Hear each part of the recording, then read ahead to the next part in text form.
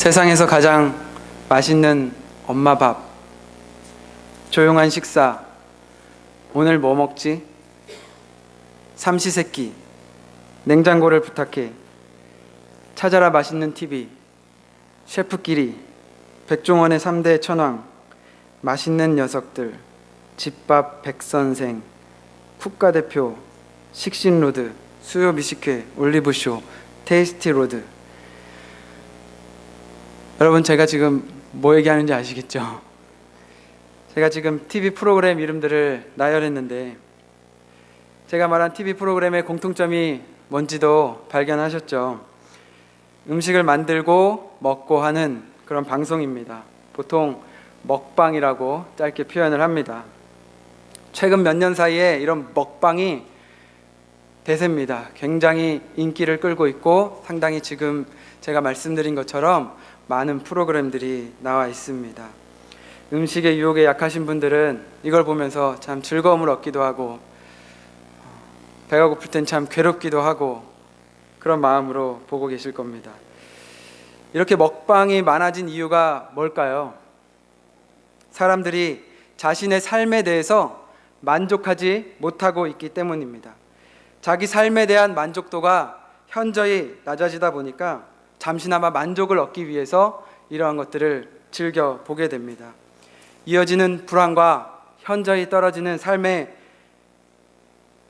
질에 대해 잠시나마 이러한 프로그램을 보면서 보상받고 싶어 합니다. 내일 어찌 될지 모르고, 한 달 뒤에 무슨 일이 나에게 일어날지 모르고, 1년 뒤에 무슨 일이 일어날지 아무 소망이 없는 상태에서, 만족하지 못하는 상태에서 이러한 것들을 보면서 만족감을 찾으려는 그런 마음들 때문에 이러한 방송이 굉장히 인기를 끌고 있습니다. 또 최근 식품 업체들이 새롭게 진출한 시장이 있습니다. 바로 달콤한 디저트 시장입니다. 어렵다 하면서도 이 달콤한 디저트 시장은 2013년 이후로 매년 두세 배씩 성장을 하고 있습니다. 어떻게 그렇게 급성장할 수 있었을까요? 그 이유 중에 하나가 바로 포미족이라는 사람들 때문입니다. 포미족 들어보셨나요? For me, F-O-R-M-E, 나를 위해서 사는 사람들입니다. 이 for me라는 것은 5개의 그 영어 단어의 첫 글자를 조합해서 만든 단어입니다. F for health, 건강을 중시 여기고 건강을 위해서 사는 사람들. O, one 하니까 꼭 담임 목사님 성함을 말하는 것 같아요. O는 one입니다. 혼자 사는 그 싱글족 사람들이, 이런 사람들이 많이 있다고 합니다. R, recreation, 여가를 즐길 줄 알고 거기에 많은 투자를 하는 사람들입니다. M, more convenient, 좀 더 편한 것을 위해서, 편의를 위해서 아낌없이 자기의 돈을 투자하는 그런 사람들. E, expensive, 비싸도 상관없습니다. 비싼 거면 더 좋아하는 것 같습니다. 거기에 가치를 두고 소비를 하는 그런 사람들입니다. 자신이 가치를 두는 것은 다소 비싸다고 할지라도 거기에 과감히 투자하는 사람들. 밥보다 비싼 달콤한 디저트를 먹기 위해서 줄을 서서라도 기다려서 그것을 사고 맙니다. 만족감을 얻기 위해서요. 이들은 나를 위한 사치를 굉장히 중요시 여깁니다. 이러한 것들로 만족감을 채우려고 합니다. 이들은 계속해서 그 만족감을 위해서 나를 위한 사치를 쉬지 않습니다. 당장은 만족스러운 것 같지만 결국은 채워지지 않는 만족감 때문에 계속해서 사치스러운 소비를 해야 되는 거죠. 계속해서 욕심을 부리고 만족하지 못하고 계속해서 새로운 것을 찾아서 만족감을 누리려고 하는 것, 이것을 바로 우리는 탐심이라고 합니다. 더 많이, 더 맛있는 것을 먹고자 하는 것. 먹는 것에만 탐심이 있는 건 아니죠.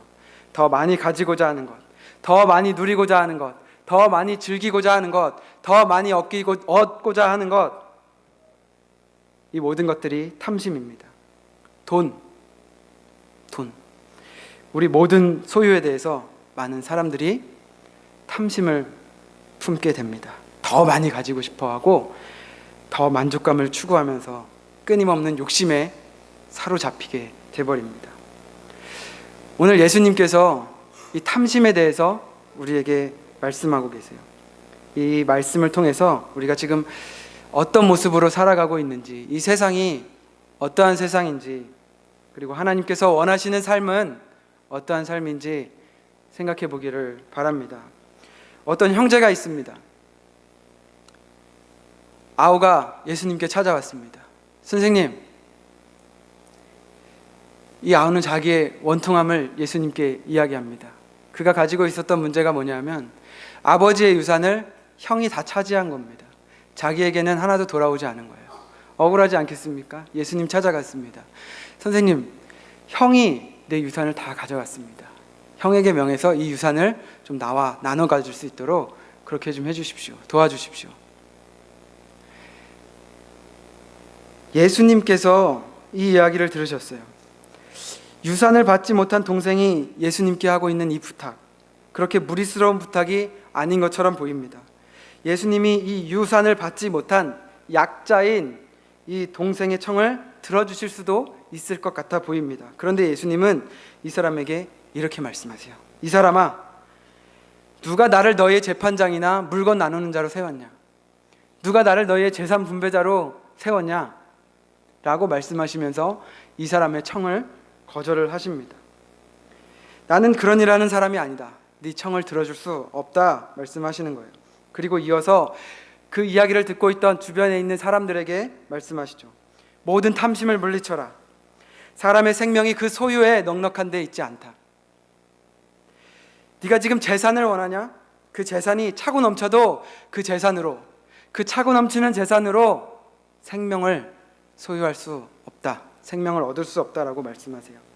지금 그 사람은 유산에 대해서 얘기합니다. 그 사람은 돈에 대해서, 재산에 대해서 이야기하고 있어요. 그런데 우리 예수님은 생명에 대해서 그 사람에게 이야기를 하고 계신 것입니다. 네가 요구하는 재산, 그게 중요한 게 아니다. 재산이 아무리 많아도 그걸로 생명을 얻을 수 없어 라고 말씀하시는 거예요.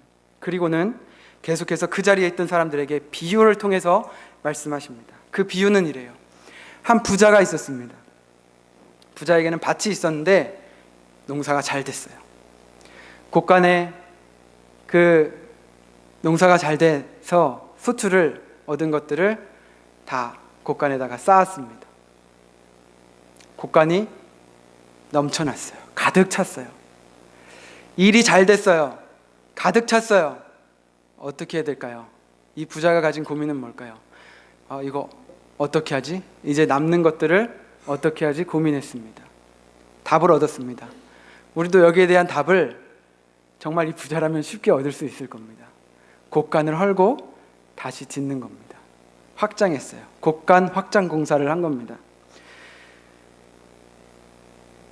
너무 잘 돼서 꽉꽉 들어찬 재물 확장해서 다시 채웠습니다. 그리고 곡식뿐만 아니라 다른 물건까지 가득 쌓아둘 수 있게 된 것에 대해서 기뻐했습니다. 그리고 스스로에게 말하죠. 여러 해 물건을 많이 쌓아두었으니 평안히 쉬고 먹고 마시고 즐거워하자. 우리 이 시간에 한번 진지하고 솔직하게 생각을 해봤으면 좋겠습니다.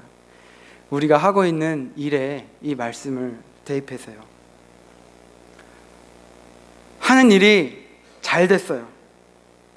너무 잘 돼서 지금 있는 공간에서는 안 될 것 같아요. 공간이 부족해요. 어떻게 할까요? 확장이 답입니다. 확장해야죠.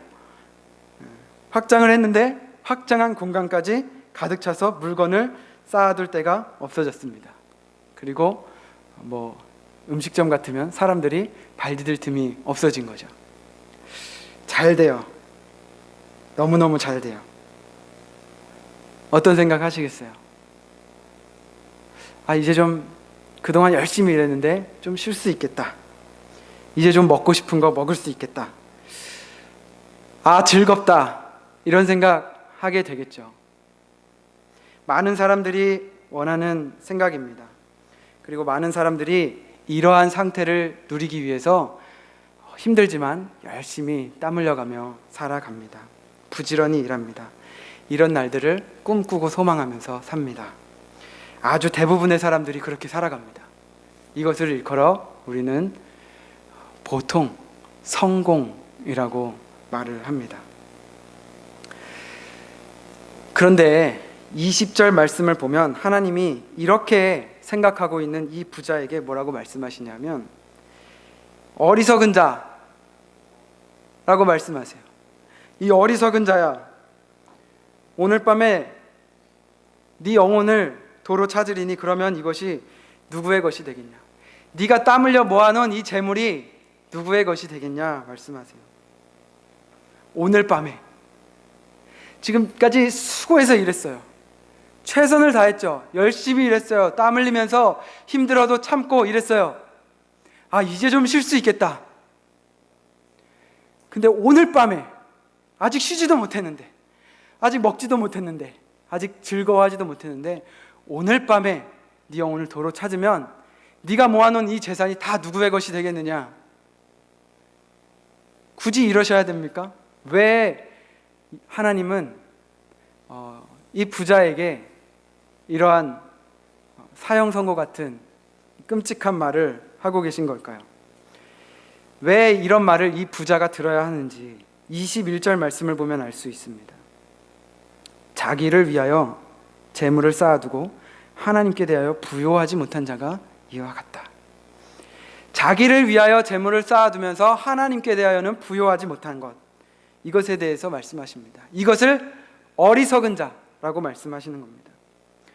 죽음에 대해 생각하지 못하고 세상의 마지막 때에 생각하지 못하고 마지막 때에 대해 생각하지 못하고 이 세상에 끝이 있음에 대해 생각하지 못하고 이 우리의 인생에 끝이 있는 것에 대해서 생각하지 못하고 우리의 배를 신으로 여기면서 열심히 자기를 위해 재물을 쌓아두는 것, 이것을 바로 우리가 물리쳐야 할 탐심이라고 말씀하시는 거예요.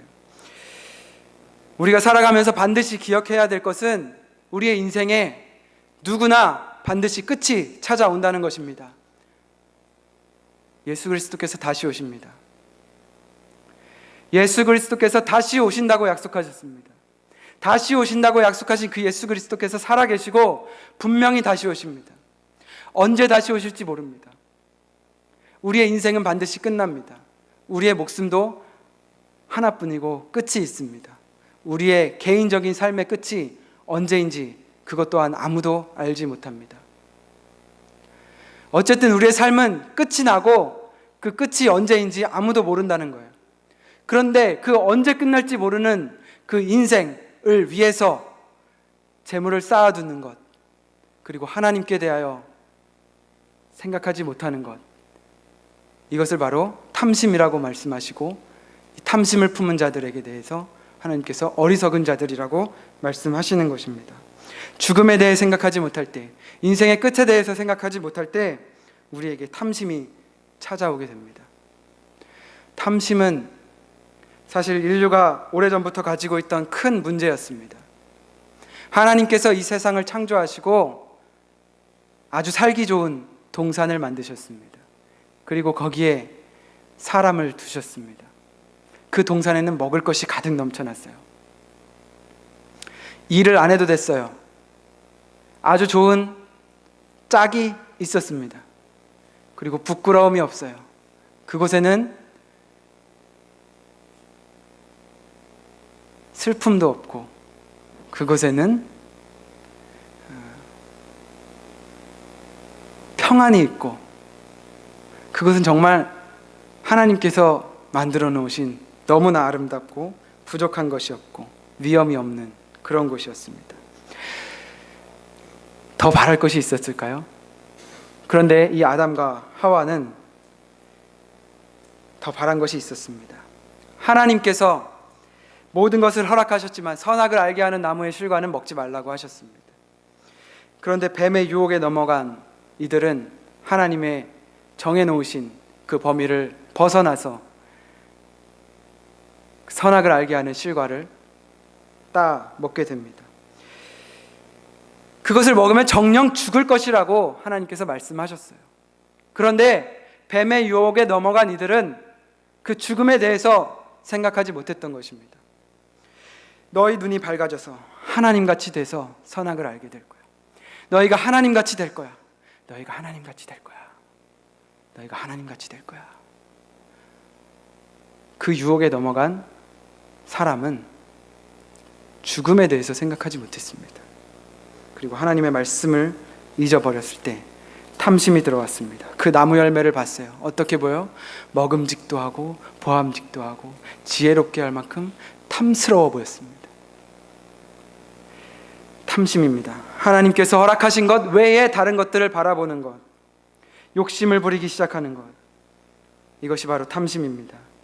죄에 대해서, 인류의 죄에 대해서 처음 다루고 있는 이 창세기 3장에서 다루고 있는 죄가 바로 탐심인 것입니다.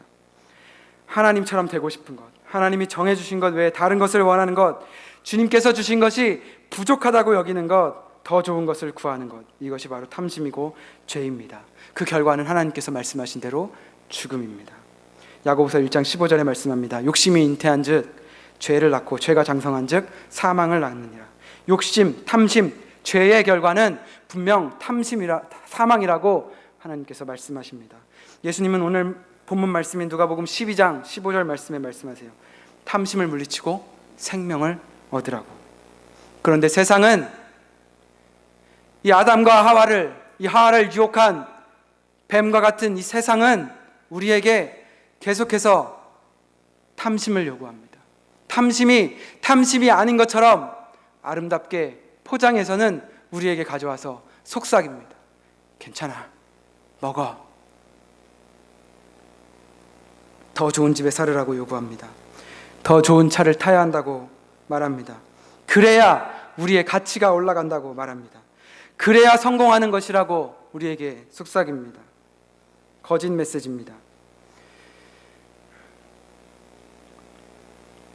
이런 아파트 문구 들어보신 적 있으실 겁니다. 당신의 공간은 더 아름다워야 당신의 나이를 잊을 수 있습니다. 집은 이렇게 짓는 것이고 사람은 이렇게 사는 것입니다. 리얼 프리미엄, 리얼 라이프, 푸르댕댕. 이 정도 집에는 살아야 사람답게 사는 거라고 이야기합니다. 자동차 광고도 마찬가지입니다. 이 정도 차는 타야 된다고 말합니다. 아버지, 누구보다 먼저 당신을 태워드리고 싶었습니다. 그대 이제 그랜다이저. 제가 지금 푸르댕댕에 살면서 그랜다이저를 타는 분들에 대해서 이야기하는 것이 절대 아닙니다. 절대라는 말을 붙이니까 좀 그런 것 같네요. 그냥 정말 아닙니다. 그렇게 살아야 사람답게 사는 거고, 그렇게 살아야 우리의 가치가 올라가는 것이다 라고 말하는 거, 그게 잘못된 것이라는 겁니다. 그리고 그렇게 사는 것을 목표로 삼고 살지 말라고 여러분들께 부탁드리는 것입니다. 왜냐하면 우리는 이미 그것과 비교할 수 없는 값진 보화를 얻은 사람들이기 때문입니다. 우리의 가치는 우리의 세상 소유에 있지 않습니다. 우리의 가치는 이 땅에 있지 않고, 우리의 가치는 우리의 재정 잔고에 있지 않습니다. 우리의 가치는 우리가 사는 곳에 있지 않고, 우리의 가치는 우리가 타는 것에 있지 않습니다. 우리의 가치는 하나님께서 우리에게 선물로 주신 그 보화에 있습니다. 그 보화를 소유했느냐, 그 보화를 소유하지 않았느냐, 거기에 차이가 있는 것입니다.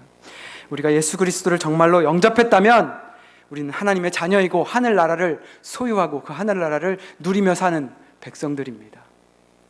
그것 하나로 우리는 가치 있는 사람들입니다. 천국은 마치 밭에 감추인 보화와 같다. 사람이 이를 발견하고 숨겨두고는 돌아가서 자기의 소유를 다 팔아. 보화를 발견하고 돌아가서 자기의 소유를 다 팔아. 자기의 소유를 다 팔아서 그 밭을 샀다.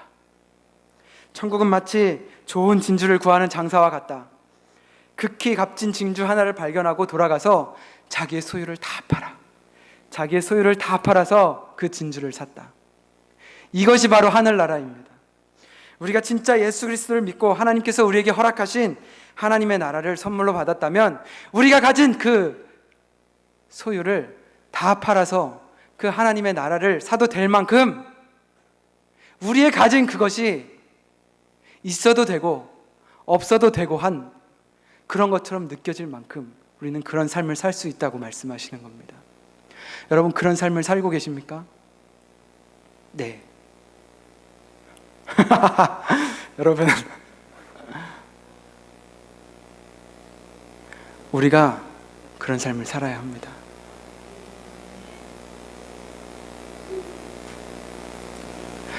여러분, 하나님의 나라는 우리가 가진 그 어떠한 것에 비해도 결코 부족하지 않은, 아니 그것과 어느 것과도 비할 수 없는 그러한 보화이기 때문입니다. 우리가 아직도 세상의 재물에 관심이 많다면 이런 거죠. 밭에 감춘 보화를 두고 가서 우리 집에 가서 가지고 있는 그 소유를 내다 팔아서 밭을 사고 싶은데 이것도 가지고 싶은 거예요. 버리지 못하는 거예요. 그 보화가 얼마나 귀한지 모르기 때문에 이것을 버리지 못하는 겁니다.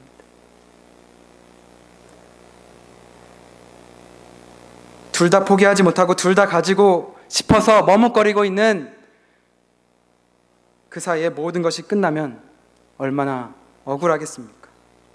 하나님의 나라가 그렇게 값진 것임을 인정하신다면 우리의 소유는 있어도 좋고 없어도 좋은 그러한 것이 될 것입니다. 예수님께서 분명 말씀하십니다. 한 사람이 두 주인을 섬기지 못한다. 혹 이를 미워하고 저를 사랑하거나 이를 중히 여기고 저를 경히 여김이라. 너희가 하나님과 재물을 겸하여 섬기지 못한다. 그러므로 내가 너희에게 이르노니 목숨을 위하여 무엇을 먹을까, 무엇을 마실까, 몸을 위하여 무엇을 입을까 염려하지 말라. 목숨이 음식보다 중하지 아니하며 몸이 의복보다 중하지 아니하냐. 공중의 새를 봐라. 심지도 않고 거두지도 않고 창고에 모아들이지도 않는다. 너희 하늘 아버지께서 기르신다. 너희는 이것들보다 귀하지 아니하냐. 탐심은 우리에게 염려만 가져올 뿐입니다. 무엇을 입을까? 무엇을 먹을까? 그러나 하나님은 그 탐심을 버리라고 말씀하십니다. 그리고 무엇을 입을까? 무엇을 먹을까? 걱정하지 말라고 말씀하십니다. 하나님께서 우리를 기르신다고 분명하게 말씀하세요. 우리는 탐심을 따라 살아가다가 죽을 것인지 아니면 하나님께서 우리를 기르시는 것을 경험하는 축복을 누리며 살아갈 것인지 결단해야 될 때입니다. 민수기 11장을 보면 하나님께서 이스라엘 백성들이 광야에 거하는 동안 만나로 먹이시는 장면이 나옵니다. 아무것도 없는 곳에서 하늘의 만나를 내리셔서 그들을 먹여주십니다. 지금 읽은 말씀, 너희 하늘 아버지께서 기르신다, 이 말씀을 친히 시행하시는 그 장면입니다. 그런데 그때 어떠한 일이 일어납니까? 백성들이 탐욕을 품습니다. 하나님께서 정해주신, 하나님께서 허락하신 것 외에 다른 욕심을 부리고 더 좋아지려고, 더 다른 것을 얻으려고 하는 마음이 탐심입니다. 그 백성들 마음에 탐심이 들어왔습니다. 그 백성들이 뭐라고 합니까? 우리가 애굽에 있었을 때에는, 그게 무슨 말입니까? 우리가 종살이 할 때는, 우리가 구원받지 못했을 때에는, 우리가 하나님의 기적을 경험하지 못했을 때에는, 우리가 하나님을 잘 몰랐을 때에는, 그때를 바라보고 그때로 돌아가고 싶어 하는 것입니다. 이 미련한 자야, 이 어리석은 자야, 하나님께서 이렇게 말씀하실 것입니다. 그때를 바라보면서 그들이 말하는 것이 무엇입니까? 우리가 애굽에 있었을 때는 생선과 오이와 참외와 부추와 파와 마늘을 먹었다. 그게 뭐라고요? 그게 뭐라고? 하늘의 만나보다 더 중히 여기는 것처럼 지금 부추와 파와 마늘을 먹었다, 생선을 먹었다, 그런 얘기를 하고 있는 겁니까? 그러면서 그들이 원하는 것이 무엇입니까? 부추와 파와 마늘 얘기를 하면서 그들이 원하는 것이 고기를 주십시오. 그게 지금 무슨 말을 하는 겁니까, 이들이? 탐심입니다. 고기를 달라, 이렇게 요청하고 있는 겁니다. 하늘의 양식인 만나를 먹으면서 생선과 오이와 참외와 부추와 파와 마늘을 이야기하는 것도 웃긴데 거기에다 갑자기 근거도 없이 고기를 달라고 그렇게 말합니다. 기가 막힙니다. 그런데 늘 느끼는 거지만 이 어리석은 백성들의 모습이 우리의 모습입니다. 하나님께서 인도하신다는 것을 믿으면서도 너무 많은 것들을 누리고 싶어하고, 너무 많은 것들을 가지고 싶어하고, 너무 많은 것들을 쌓아두고 싶어합니다. 우리 중에는 정말 생활이 어려워서 무엇을 먹을지 무엇을 입을지 고민해야 하는 분들이 계십니다. 그런 분들에게는 먹이시고 입히시고 만나로 메추라기로 먹이시는 하나님의 놀라운 축복이 있기를 저는 간절히 원합니다. 광야에서 만나로 메추라기로 먹이시는 그 하나님, 그 하나님의 놀라운 은혜만을 우리가 다 누렸으면 좋겠습니다. 또한 바라기는 오늘 말씀을 들으시면서 내 안에 자리 잡고 있는 탐심을 발견하는 분이 계시다면 예수님께서 하신 말씀처럼 모든 탐심을 물리치고 영원한 생명을 얻는 길에 조금 더 마음을 쏟으시기를 간절히 부탁드립니다. 그렇다고 해서 자신을 위해서 아무런 소비를 하지 말라는 말씀이 아닙니다. 여러분 아시죠? 우리를 위해서 아무것도 벌어들이지 말라는 말씀이 아닙니다. 여러분 오해하지 마시라고 제가 오늘 새로 산 정장을 입고 왔습니다. 멋있나요?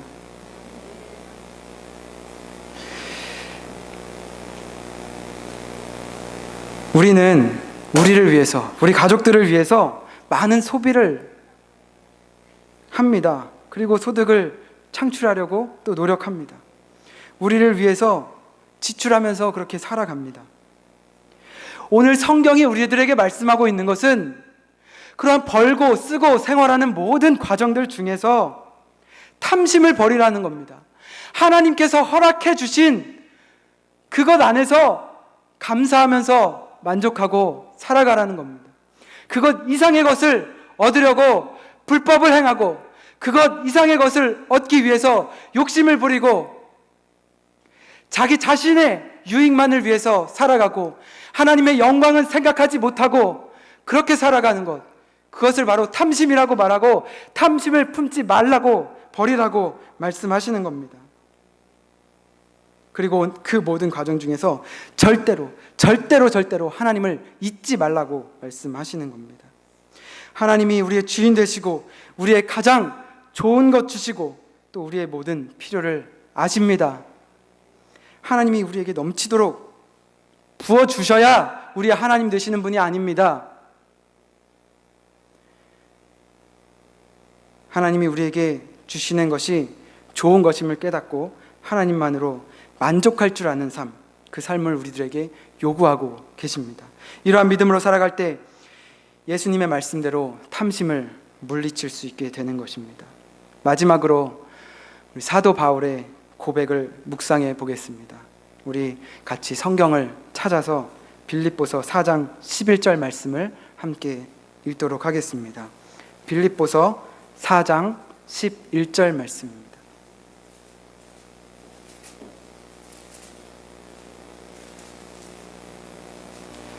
빌립보서 4장 11절 말씀을 우리 말씀을 잘 생각하시면서 같이 읽도록 하겠습니다. 내가 궁핍함으로 말하는 것이 아니니라. 어떠한 형편에든지 나는 자족하기를 배웠노니. 계속 읽겠습니다.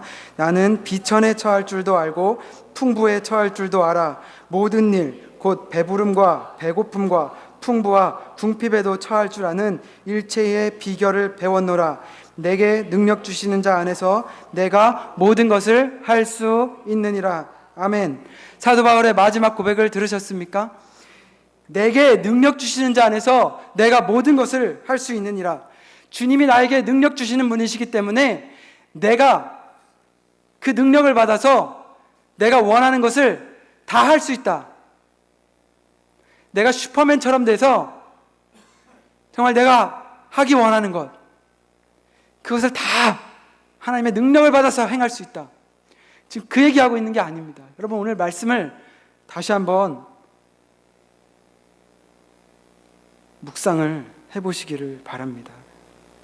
여기에서 말하는 것은 오늘 그 마지막 사도 바울이 고백하고 있는 그 고백 중에 내가 모든 것을 할 수 있다. 그 모든 것은 바로 그 앞절 12절에 말하고 있는 모든 일, 12절에 나오고 있는 그 모든 일을 말하는 겁니다.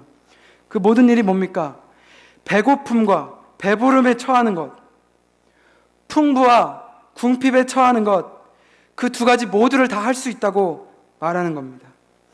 내게 능력 주시는 주 예수 그리스도 안에서 내가 궁핍에 처할 줄도 알고 내가 풍부에 처할 줄도 안다. 내게 능력 주시는 예수 그리스도 안에서 내가 풍부함에 처할 줄도 알고 내가 가난에 비천함에 처할 줄도 안다. 내가 그 모든 것을 다 할 수 있다. 그렇게 고백하는 것입니다. 자족하는 것, 하나님께서 우리에게 허락하신 것에 감사하고 만족하는 것, 이것이 모든 탐심을 물리치는 길입니다. 이 시간 하나님께서 우리에게 주신 것에 만족하기로, 자족하기로 결단하시기를 축원합니다. 우리의 이 결단대로 되지 않고 내 연약한 자아가 계속 살아서 더 많은 것을 얻고자 할 때, 더 많은 것을 쌓기 원할 때 주저하지 말고 성령의 도우심을 구하면서 하나님의 말씀을 기억하고 그 말씀대로 살기를 계속 구했으면 좋겠습니다. 하나님께서 주시는 은혜대로 자족하는 삶을 살 수 있도록 주님께서 인도해 주실 겁니다. 우리는 좀 없어도 괜찮습니다. 좀 많아도 괜찮습니다. 푸르댕댕에 살아도 괜찮습니다. 그랜다이저를 타도 괜찮습니다. 탈 것이 없어도 괜찮습니다. 좀 많이 먹어도 괜찮습니다. 제가 어제 저녁에 집에 삶은 달걀이 있어서 먹는데 보통 삶은 달걀 하나 먹잖아요. 제가 2개 먹었습니다. 먹으면서 또 말씀을 보면서 내가 탐심을 부리는 게 아닌가 지금 생각을 했는데 2개 먹어도 괜찮습니다. 풍부에 처할 줄도 알고 비천에 처할 줄도 알고 가난할 줄도 알고 부할 줄도 알고, 그러나 그 안에서 그 모든 상황 가운데서 우리를 인도하시는 하나님, 그것을 우리에게 허락하신 하나님, 그 안에서 자족하면서 살아가는 것, 그리고 그 정해진 것 외에 다른 것들에 욕심을 부리고 내 유익을 위해서 내 욕심을 채우려고 그렇게 살아가고 쌓아두고 하는 그것, 그 탐심을 버리라고 말씀하시는 겁니다. 아무것도 하지 말라고 하시는 말씀이 아닙니다. 중요한 것은 나의 유익을 위하여 재물을 땅에 쌓아두고 나의 만족을 위해서 사용하는 포미족처럼 살지 말라는 것입니다. 우리는 다 for God, 하나님의 영광을 위하여 사는 for God 족들이 다 되시기를 바랍니다. 우리 가진 것을 다 내려놓고 하나님 나라를 위해 사용하는 하나님의 백성들, for God 족들이 다 될 것입니다. 이것이 바로 하나님의 나라를 누리는 그런 백성들의 모습입니다. 우리의 도움이 필요한 자들이 있다면 기도하시고 우리의 물질을 흘려보낼 수 있는 그런 믿음, 그런 여유, 우리 재물의 여유가 아니라 그런 믿음과 마음의 여유가 우리 안에 넘치기를 원합니다. 하나님이 주신 것을 내 것이라고 우기지 마시기 바랍니다. 하나님이 주신 것은 하나님의 것입니다. 내 것이라고 고집하지 않고 하나님께서 원하시는 것을, 하나님께서 주신 것을 하나님이 원하시는 그곳에 흘려보내도 마음이 편하고, 아니 더 마음이 편한 그런 우리가 되기를 바랍니다. 예수님께서 물으십니다. 오늘 밤에 네 영혼을 도로 찾으면 네가 준비한 그것이 다 누구의 것이 되겠느냐? 예수님의 말씀을, 예수님의 가르치심을 기억하시면서 우리 찬송가 149장을 찬송하도록 하겠습니다.